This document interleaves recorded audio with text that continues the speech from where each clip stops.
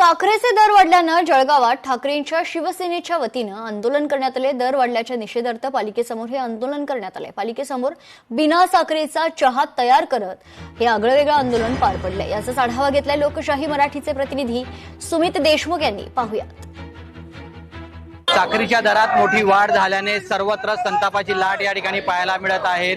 शिवसेना उभाटा गटातर्फे या ठिकाणी जर बघितलं तर महापालिकेच्या समोर अनोखं आंदोलन या ठिकाणी केलं गेलेलं आहे। साखर खूप महाग झालेली आहे, जेणेकरून महिलांना खूप साखरेचा त्रास होत आहे आणि आता 4 दिवस झाले साखर 42 रुपये किलो होती आणि अचानक आज साखर 83 रुपये किलो झालेली आहे।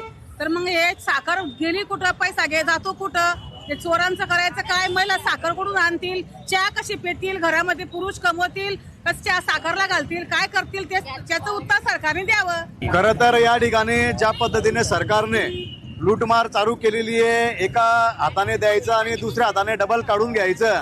एकीकडे महिलांना सांगतात की आम्ही लाडकी बहीण योजना दिलेली आहे, त्याच्यामध्ये कशा पद्धतीने काटछाट करून निकष लावले आणि आता ज्या घरात दैनंदिन लागणाऱ्या वस्तू आहेत त्यामध्ये साखर हिचा कशा पद्धतीने या ठिकाणी आपण पाहिलं असेल तर गेल्या महिन्याभरापासून दाम दुप्पट झालेला आहे, दर दुप्पट झालेला आहे आणि अतिशय महाग या ठिकाणी सरकारने हे साखर केलेली आहे। सामान्य जनतेला न पुरवणारे हे भाव आहेत आणि त्याच्याच निषेधार्थ आता आहे या ठिकाणी आमच्या उद्धव साहेब बाळासाहेब ठाकरे शिवसेना पक्षाच्या वतीने आंदोलन करण्यात येत आहे आणि त्यांचा निषेध या ठिकाणी आम्ही व्यक्त करत आहोत। म्हणजे 40 ते 42% साखरेची दरवाढ झाली, ही दरवाढ तात्काळ त्यांनी रद्द करायला पाहिजे आणि शिवसेना उद्धव बाळासाहेब ठाकरे पक्षाच्या वतीने आमच्याशी मागणी आहे की या सरकारने, केंद्र सरकारने जे रेशन कार्ड धारक असेल त्यांना महिन्याला प्रत्येकी 10 किलो साखर मोफत द्यायला पाहिजे। आता केंद्र सरकार आणि राज्य सरकार यावर काय निर्णय घेतं हे पाहणं तितकंच महत्त्वाचं ठरणार आहे।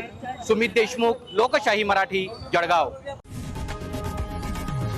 लोकशाही मराठी ऐका, पहा, जागरूक रहा।